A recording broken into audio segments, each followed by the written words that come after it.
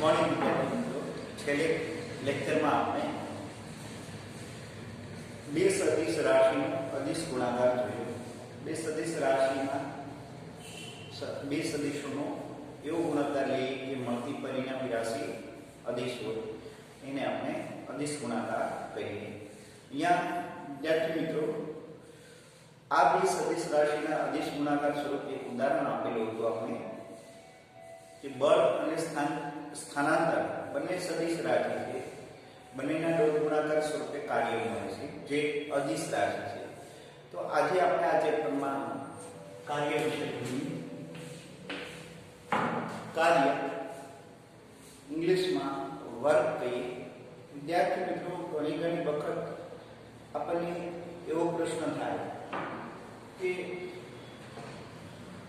રોજિંદા જીવનમાં આપણે 3 ટાઈમ જમતા હોઈએ છીએ, ખોરાક લેતા હોઈએ છીએ, પણ આ 3 ટાઈમ ખોરાક લઈએ છીએ તો એનો મતલબ એ છે કે આપણે 3 ટાઈમ શરીરને ઉર્જા પૂરી પાડીએ છીએ. હા, પ્રમાણમાં જમતા હોય તો, અન્યથા કેલરી જમા થઈ જાય, ઉર્જા સ્ટોર થાય. તો 3 ટાઈમ જમીએ છીએ, 3 ટાઈમ ઉર્જા લઈએ છીએ, તો આ ઉર્જા આપણી પાસે સંગ્રહ થાય છે તો કે નહીં? શા માટે? જો સંગ્રહ થતી હોય તો બાળક જન્મે ત્યારથી 20 વર્ષનો થાય ત્યાં સુધીમાં એની પાસે કેટલી બધી ઉર્જા જમા થઈ જાય. તો એ ઉર્જાનો સંગ્રહ તો થતો નથી. તો શું થાય કે આપણે જે કંઈ ઉર્જા લઈએ છીએ એ ઉર્જાના ભોગે આપણે આખો દિવસ કંઈક ને કંઈક કામ કરતા હોઈએ છીએ. વિદ્યાર્થી મિત્રો, વાંચન કરતા હોઈએ તો પણ એક પ્રકારનું કામ છે. કામ એટલે અહીંયા કાર્ય કહીએ. શું કહીએ? કાર્ય. એક ઉર્જાનું બીજી ઉર્જામાં રૂપાંતર છે. વિદ્યાર્થી, વાંચન કરતા હોઈએ ત્યારે આપણું શરીર ભલે સ્થિર હોય પણ આપણું મગજ સતત વિચાર કરતું હોય છે. આથી માનસિક ઉર્જા એમાં વપરાય છે. સતત વાંચતા હોઈએ અથવા અભ્યાસ કરતા હોઈએ તો પણ આપણને ભૂખ લાગે છે. શા માટે? તો કે માનસિક કાર્ય કરીએ છીએ આપણે, શારીરિક કાર્ય કરતા નથી. જો સતત એક્સરસાઇઝ કે તમે ચાલતા હો તો શારીરિક કાર્ય થાય. શું થાય? શારીરિક કાર્ય. તો એમાં પણ ઉર્જા ખર્ચાય છે.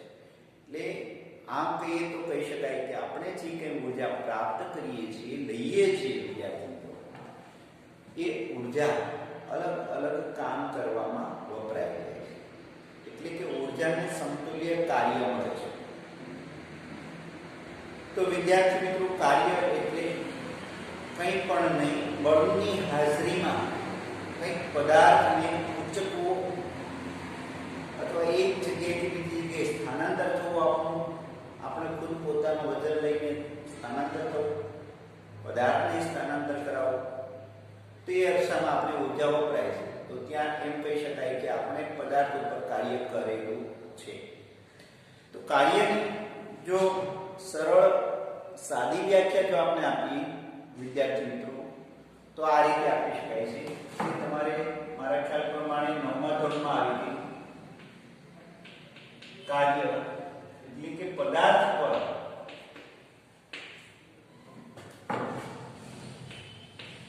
લાગતું બળ અને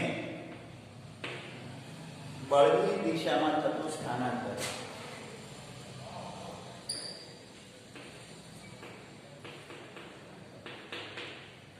તથા સ્થાનાંતર ના ગુણાકારને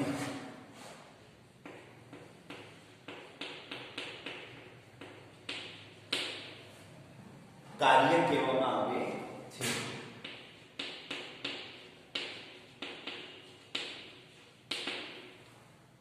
વિદ્યાર્થી મિત્રો, કોઈ પદાર્થને આપણે બળ લાગુ પાડીએ અને બળની દિશામાં જો પદાર્થનું સ્થાનાંતર થતું હોય ત્યારે સ્થાનાંતર ગુણ્યા બળ એને આપણે કાર્ય કહીએ. સરળ ભાષામાં કાર્ય આ રીતે મળે. કાર્ય બરાબર બળ ગુણ્યા સ્થાનાંતર. બળની દિશામાં, તેની દિશામાં, બળની દિશામાં સ્થાનાંતર.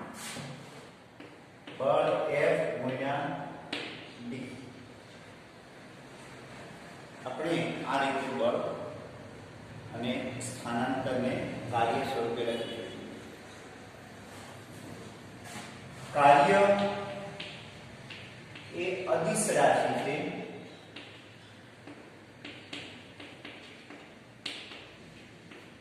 તેનો એકમ જૂલ અથવા ન્યૂટન ઇન્ટુ મીટર થશે. ન્યૂટન ઇન્ટુ મીટર થશે. જૂલ નામના વૈજ્ઞાનિકે ઉર્જાનો એકમ આપેલો. ઉર્જાનો એક એકમ છે જૂલ, બીજા ઘણા એકમ છે કેલરી. પણ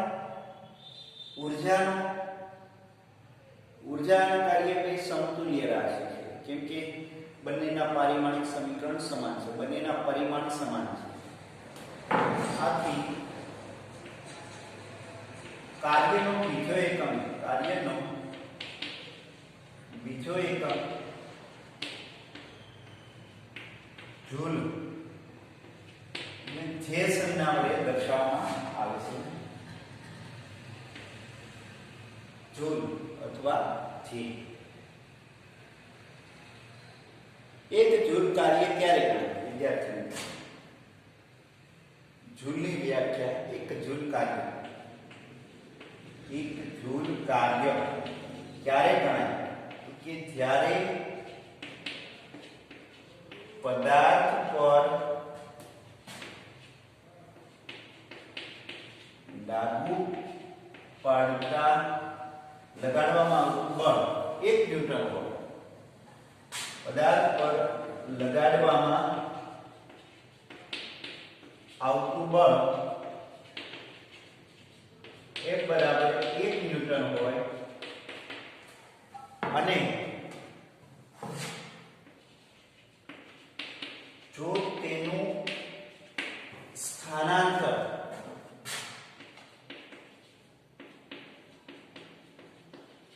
1 મીટર થતું હોય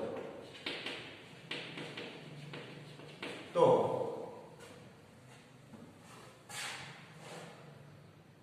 તે પદાર્થ પર થયેલું કાર્ય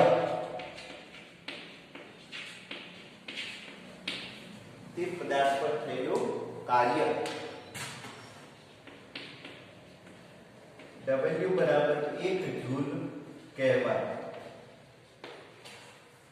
1 ન્યૂટન બળની અસર હેઠળ 1 મીટર જેટલું સ્થાનાંતર થાય ત્યારે થયેલું કાર્ય 1 જૂલ જેટલું ગણાય. તો આ હતું કાર્ય અને એનો એકમ.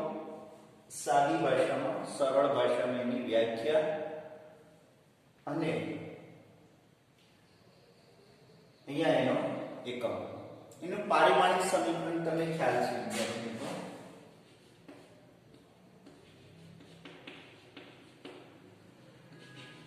m1L2 T - 2 ઊર્જાનું પારિમાણિક સમીકરણ એ જ આનું થશે. હા, 1 જૂલ = 1 ન્યૂટન * મીટર કાર્ય. આ રીતે આપણને મળશે પારિમાણિક સમીકરણ. હવે કાર્યને થોડું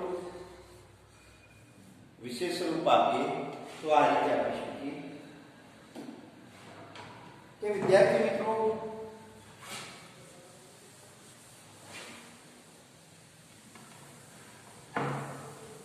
અત્યારે હાલ આપણે કાર્યની ચર્ચા કરીએ છીએ.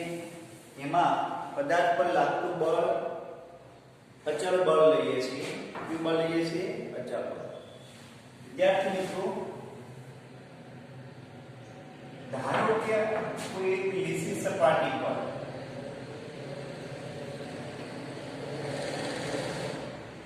પદાર્થ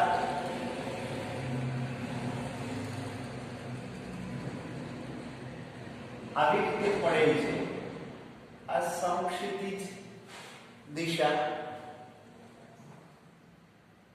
અને પદાર્થ પર અલગ દિશા થાય અને આ દિશામાં F બળ લાગે છે. વિદ્યાર્થી પદાર્થ ઉપર સમક્ષિતિજ દિશા સાથે થીટા કોણે બળ લાગે, તો થીટા કોણે બળ લાગે પદાર્થ પર, તો સ્વાભાવિક છે બળના બે ઘટક મળશે. એક ઘટક મળશે F cos થીટા, બળનો પાસેનો ઘટક એટલે F cos થીટા, અને ઉર્ધ્વ દિશામાં તો કે F sin થીટા. જો પદાર્થ પર સમક્ષિતિજ દિશા સાથે થીટા કોણે અચળ બળ લાગે ત્યારે આપણે કાર્યની ગણતરી કઈ રીતે કરીએ? પહેલું જે સમીકરણ આપ્યું હતું એ તો માત્ર સમક્ષિતિજ દિશામાં અને બળની દિશામાં સ્થાનાંતર. તો અચળ બળ F એ સમક્ષિતિજ દિશા સાથે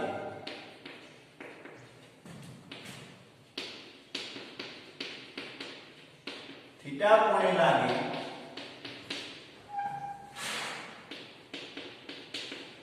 ત્યારે જો પદાર્થનું સ્થાનાંતર x દિશામાં થતું હોય, d જેટલું d જેટલું સ્થાનાંતર x દિશામાં થતું હોય,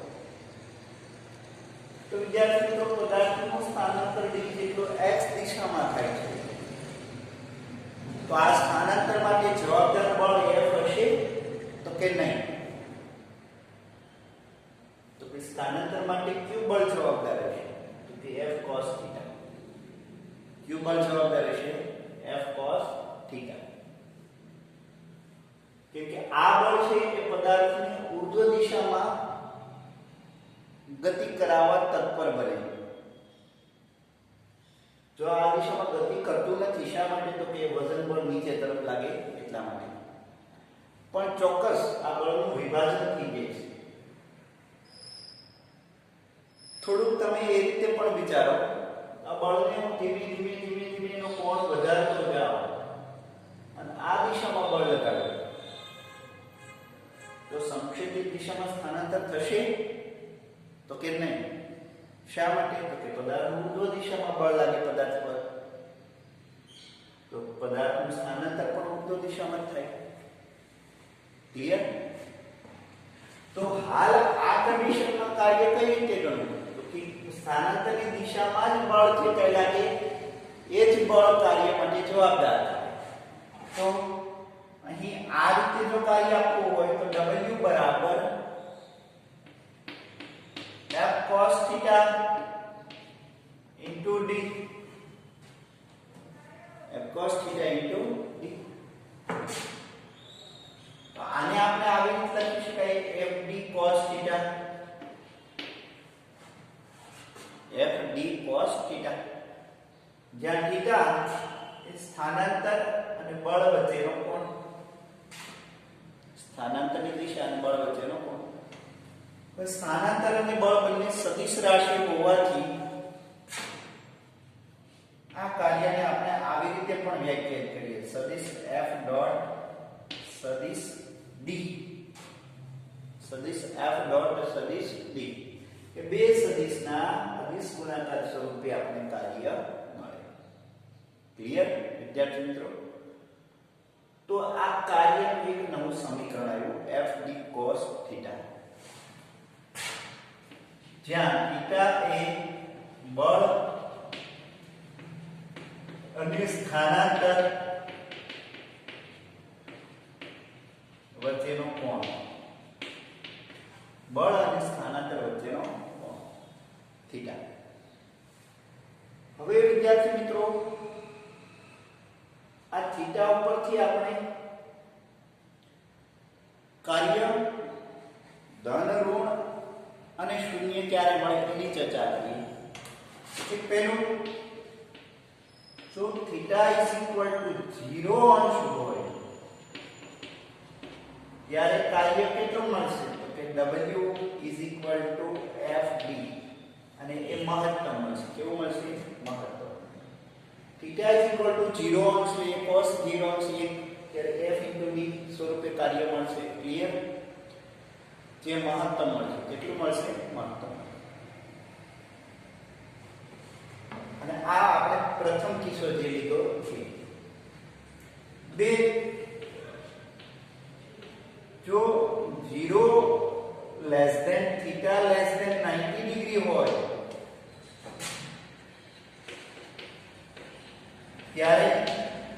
ત્યારે કાર્ય આપણે આ રીતે આપી શકીએ f d cos થીટા અને એ ધન મળશે કેવું મળશે ધન કાર્ય આમ તો 90 ડિગ્રી સુધી ધન કાર્ય મળે 90 ડિગ્રી સુધી ધન કાર્ય મળે સોરી 90 એ 0 મળશે 0 less than or equal theta less than 90 degree તો કાર્ય ધન મળશે કેમ કે cos નું મૂલ્ય 0 થી 1 તરફ 1 થી 0 તરફ જાય ત્યાં સુધી કાર્ય આપણે ધન મળશે અને ઘટતું રહેશે 90 ડિગ્રી એક્ઝેક્ટ હોય ત્યારે કાર્ય શૂન્ય થાય અને થીટા ઇઝ ઇક્વલ ટુ π/2 હોય ત્યારે w ઇઝ ઇક્વલ ટુ 0 કાર્ય હંમેશા એટલું યાદ રાખવાનું બળ સ્થાનાંતરની લંબ દિશામાં લાગતું હોય ત્યારે કાર્ય શૂન્ય થાય સ્થાનાંતરની લંબ દિશામાં બળ લાગતું હોય ત્યારે કાર્ય શૂન્ય થાય એનું એક ઉદાહરણ આપું તે ઉદાહરણ આ રીતે લઈ શકીએ વિદ્યાર્થી મિત્રો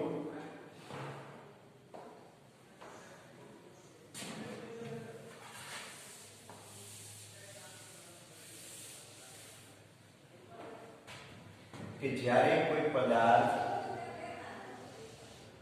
ખાસ કરીને આપણે કેન્દ્રમાં સૂર્ય લઈએ અને પૃથ્વી લઈએ એ બંને વચ્ચે લાગતું બળ એટલે ગુરુત્વાકર્ષણ બળ એ ગુરુત્વાકર્ષણ બળ તો આમ ગણીએ તો ગણી શકાય કેન્દ્રગામી બળ કયું બળ કેન્દ્રગામી બળ અને પદાર્થનું સ્થાનાંતર થશે સ્પર્શકની દિશામાં લઈએ તો સ્પર્શક હંમેશા ત્રિજ્યાને લંબ હોય એટલે સ્થાનાંતર d અને બળ f પરસ્પર લંબ લાગે ત્યારે હંમેશા ગુરુત્વાકર્ષણ બળ વડે થતું કાર્ય શૂન્ય હોય તો ફરીવાર ધ્યાન આપીએ જ્યારે કોઈ પણ કણ નિયમિત ઝડપથી વર્તુળમય ગતિ કરતો હોય ત્યારે એમાં કેન્દ્રગામી બળ ઉત્પન્ન થાય આ કેન્દ્રગામી બળ કેન્દ્ર તરફ હોય અને એનું સ્થાનાંતર સ્પર્શકની દિશામાં થાય ત્યારે બંને વચ્ચેનો કોણ 90 અંશનો હોય ત્યારે એ બળ વડે થતું કાર્ય શૂન્ય હોય એટલે કેન્દ્રગામી બળ વડે થતું કાર્ય હંમેશા શૂન્ય હોય પ્રોટોન ઇલેક્ટ્રોન ઉપર જે કંઈ બળ લગાડે એ આકર્ષણ બળ છે અને એના કારણે એ નિયમિત વર્તુળની ગતિ કરે છે ત્યારે આ આકર્ષણ બળના કારણે થતું કાર્ય શૂન્ય હોય એ ખાસ તમારે ધ્યાનમાં રાખવું કેમ કે થીટા ઇઝ ઇક્વલ ટુ π/2 કાર્ય શૂન્ય થાય એના વડે કાર્ય મળે નહીં એટલે આમ ખાસ એક તમારે ધ્યાનમાં રાખવાનું કે હંમેશા બળ અને સ્થાનાંતર 90 ડિગ્રી હોય ત્યારે કાર્ય શૂન્ય થાય બીજું વિદ્યાર્થી મિત્રો બળ લાગતું હોય સ્થાનાંતર શૂન્ય હોય તો પણ કાર્ય શૂન્ય થાય હા એક ત્રીજો કિસ્સો જોઈએ પછી વિચારીએ કે થીટા જો 180 ડિગ્રી હોય અથવા સોરી 90 થીટા 180 90 અને 180 ની વચ્ચે થીટા હોય એટલે કે બળ આવી રીતે લાગતું હોય આ કોણ જે છે એ કોણ કોણ હંમેશા 90 ડિગ્રી અને 180 ડિગ્રીની વચ્ચે હોવાથી હવે શું થશે તો કે આ બળની અસર હેઠળ f cos θ આ દિશામાં છે માઈનસ, તો બળ આ દિશામાં કે સ્થાનાંતર આ દિશામાં થાય તો શું થશે તો કે θ માઈનસ છે તો કાર્ય ઋણ થશે, માઈનસ f cos θ d, સ્થાનાંતર અને d વચ્ચેનો કોણ માઈનસ θ વડે થશે એટલે કાર્ય માઈનસ માં છે. એટલે અહીં બળ અને સ્થાનાંતર વચ્ચેનો કોણ જો 180 ડિગ્રી હોય તો કાર્ય માઈનસ f d થશે. cos 180 એટલે -1 એટલે માઈનસ f d કાર્ય ઋણ થાય, બળની વિરુદ્ધ દિશામાં સ્થાનાંતર થવું એટલે કાર્ય આપણને ઋણ મળે. તમે કહેશો તો કે એ ઉદાહરણમાં તો કે વિદ્યાર્થી મિત્રો જ્યારે આપણે કાર અથવા બાઇક ચલાવતા હોઈએ ત્યારે જો તમે એક્સિલેટર વધારો એનો મતલબ એમ છે કે પ્રવેગિક ગતિ કરી એટલે બળની દિશામાં સ્થાનાંતર છે, તો જ્યારે તમે બ્રેક લાગુ પાડો છો ત્યારે જે કંઈ જમીન છે અથવા રસ્તો છે એ રસ્તો સાયકલ ઉપર અથવા વાહન ઉપર ગતિની વિરુદ્ધ દિશામાં ઘર્ષણ બળ લગાવે. આમ ગણીએ તો ગણી શકાય કે જ્યારે તમે બ્રેક મારો છો ત્યારે એમાં પ્રતિપ્રવેગ ઉત્પન્ન થાય છે, પ્રતિપ્રવેગ એ સ્થાનાંતરની વિરુદ્ધ દિશામાં હોય, પ્રતિપ્રવેગ સ્થાનાંતરની વિરુદ્ધ દિશામાં હોય ત્યારે કાર્ય ઋણ મળે, એટલે કે ઘર્ષણ બળ વડે થતું કાર્ય ઋણ હોય. ઘર્ષણ બળ વડે થતું કાર્ય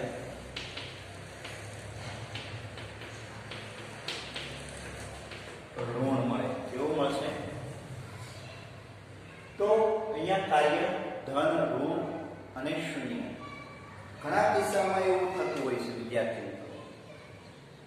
એક પ્રશ્ન કરીએ આપણે, દાખલા તરીકે આપણે દિવાલને ધક્કો મારીએ છીએ તો બળ તો લાગુ પાડીએ છીએ સ્વાભાવિક છે, છતાંય દિવાલનું સ્થાનાંતર થતું નથી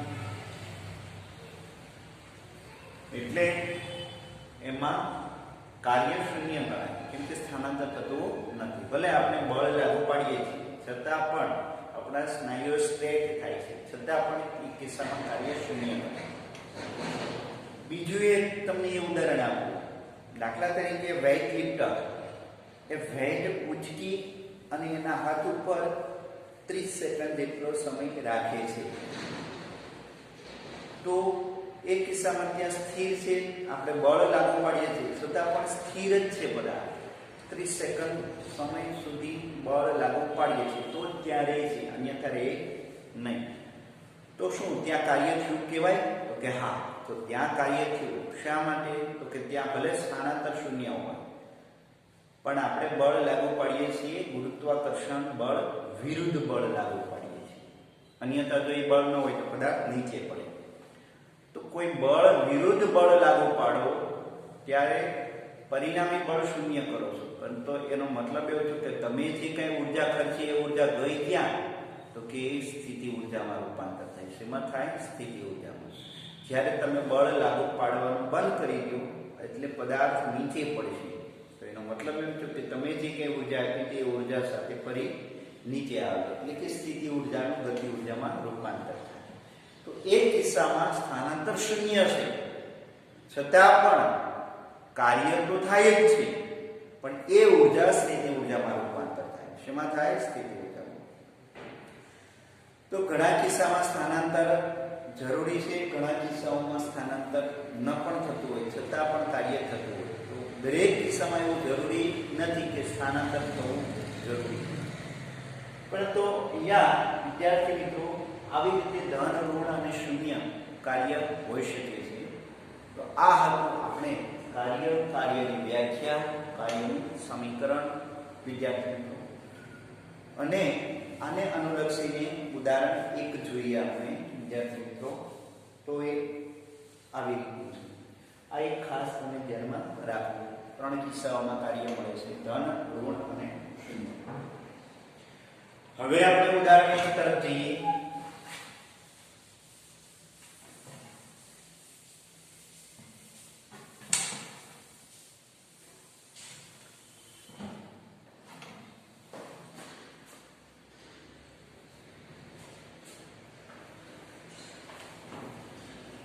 ઉદાહરણ 1 આમ ગણીએ તો 6.8 એક સદિશ રાશિ એટલે કે બળ આ રીતે આપેલું છે. 3 caret I for j caret minus 5 k caret અને સ્થાનાંતર d આપેલું છે. 5 caret I plus 4 j caret plus 3 k caret. એકમ વચ્ચેનો ખૂણો કેટલો એટલે કે બળ અને સ્થાનાંતર વચ્ચેનો કોણ કેટલો તે શોધો તથા b ના d પરનો પ્રક્ષેપનું મૂલ્ય શોધો એટલે કે સદિશ f નો d પરનો પ્રક્ષેપ. તો આગળ પર આપણે કાલે ભણી ગયા સદિશ a નો સદિશ b પરનો પ્રક્ષેપ એટલે a cos θ એ શોધવાનું થાય. તો સેમ આમાં એવું છે. તો પહેલા આપણે કોણ શોધી લઈએ. તો અહીં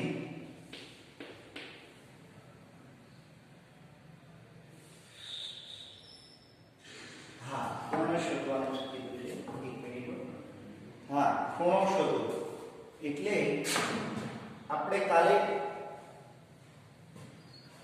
અદિશ રાશિના ગુણાકારમાં અદિશ રાશિના ગુણધર્મ જોયા.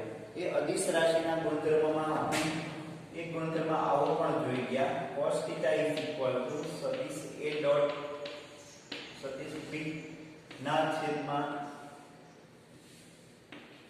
એનું મૂલ્ય અને b નું મૂલ્ય. આવી રીતે આપણે ભણી ગયા. સેમ આવી રીતે આમાં પણ થશે. cos θ સદિશ f ડોટ d સદિશ ના છેદમાં સદિશ f નું મૂલ્ય સદિશ d નું મૂલ્ય. f ડોટ d એના ઘટકો આપેલા હોય ત્યારે ડોટ ગુણાકાર કઈ રીતે કરી શકાય આપણે ખ્યાલ છે. x ઘટકનો x ઘટક સાથે ગુણાકાર I ડોટ I 1 થઈ જશે પ્લસ y ઘટકનો y ઘટક સાથે ગુણાકાર fy dy 16 માઈનસ 15 ના છેદમાં f બળ f નું મૂલ્ય. તો અંડર રૂટમાં પહેલા ઘટકનો વર્ગ 9 પ્લસ 16 માઈનસ પ્લસ 25 અંડર રૂટમાં d નું મૂલ્ય કઈ રીતે આપીએ તો કે 5 નો વર્ગ 25 વત્તા 16 વત્તા 9 તો અહીંયા 16 થશે ના છેદમાં अंडर रूट 50 अंडर रूट 50 એટલે એનો મતલબ એમ થયો કે 16 ના છેદમાં 50.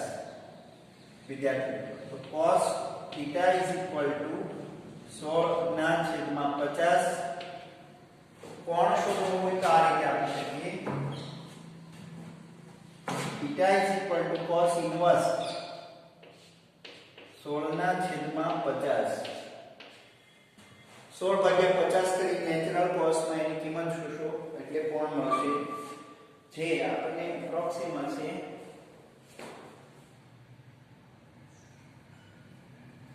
0.32 આનું મૂલ્ય મળે છે. cos ઇન્વર્સ 0.32 એને અનુલક્ષીને તમે એંગલ શોધી શકો છો.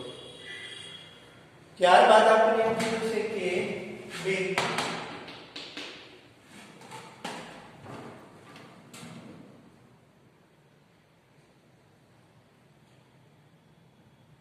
हाँ, F નો D પરનો પ્રક્ષેપ, F નો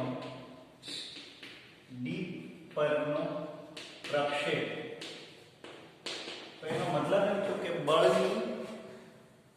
બળનો સ્થાનાંતરની દિશાનો ઘટક, તો બળનો સ્થાનાંતરની દિશાનો ઘટક એ cos θ થાય, જે આવી રીતે આપી શકીએ F ડોટ D ના છેદમાં D. તો F ડોટ D શું મળશે આપણને? કે F ડોટ D આ 16 ના છેદમાં સ્થાનાંતર કેટલું મળ્યું? તો કે √50. તો આ મળશે એ બળનો સ્થાનાંતરની દિશાનો ઘટક 16 ના છેદમાં √50, જે મળશે આપણને બળનું સ્થાનાંતરની દિશાનો ઘટક. તો આ તો ઉદાહરણ આપણને મળશે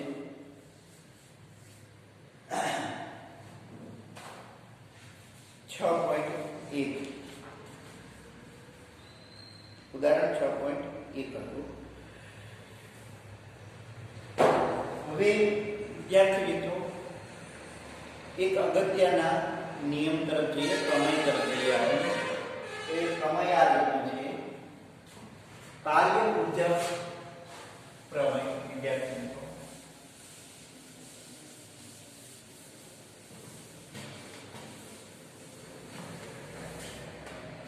પહેલો આપણે કાર્ય ઉર્જા પ્રમેય, બહુ અગત્યનો છે કાર્ય ઉર્જા પ્રમેય.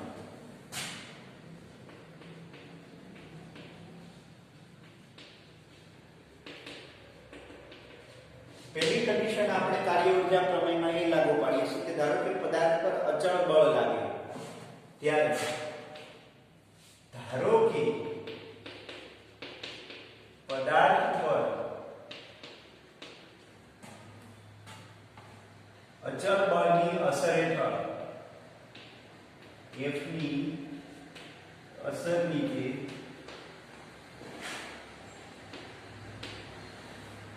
સ્થિર સ્થિતિમાંથી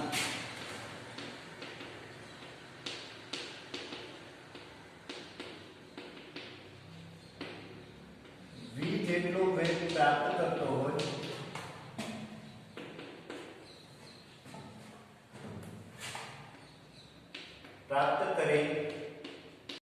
ત્યારે તેમાં થતું સ્થાનાંતર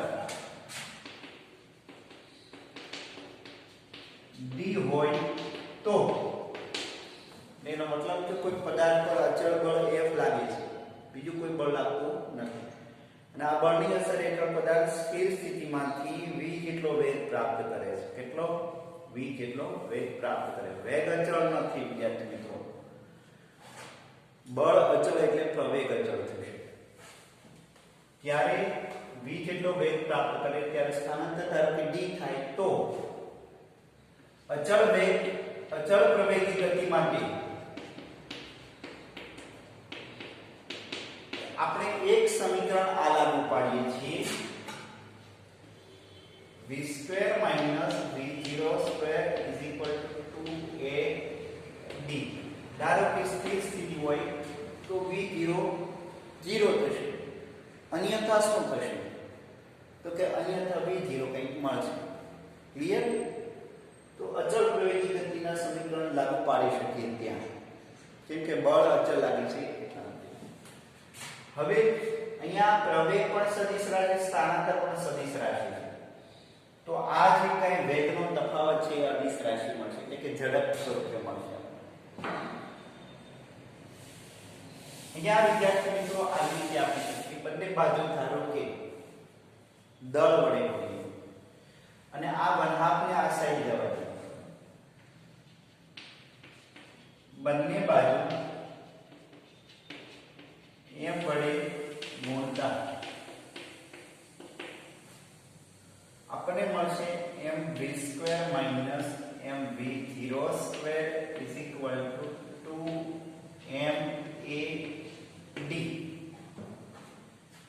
2mad. 2mad.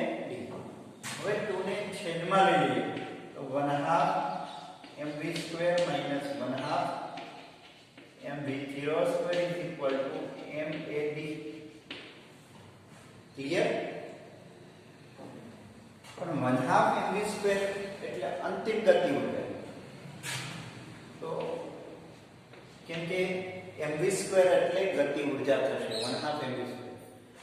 તો અંતિમ ગતિ ઉર્જા માઈનસ પ્રારંભિક ગતિ ઉર્જા, initial kinetic energy. So difference is kinetic energy. Okay, so is equal to MAD, but MA तो force, so force into D is equal to तो के work. तो અહીંયા આપણે એમ કહી શકીએ કે આ difference of kinetic energy is directly work. પણ ક્યારે? કે જ્યારે અચળ બળ લાગતું હોય ત્યારે. અચળ બળની અસર હેઠળ કાર્ય ડેલ્ટા K = W થશે. તો આના ઉપરથી કાર્ય ઊર્જા પ્રમેય આ રીતે આપી શકીએ વિદ્યાર્થી મિત્રો. કાર્ય ઊર્જા પ્રમેય કે જ્યારે પદાર્થ પર અચળ બળ લાગે ત્યારે પદાર્થ પર થતું કાર્ય એ ગતિ ઉર્જાના ફેરફાર જેટલું હોય. પર થતું કાર્ય એ ગતિ ઉર્જાના ફેરફાર જેટલું હોય.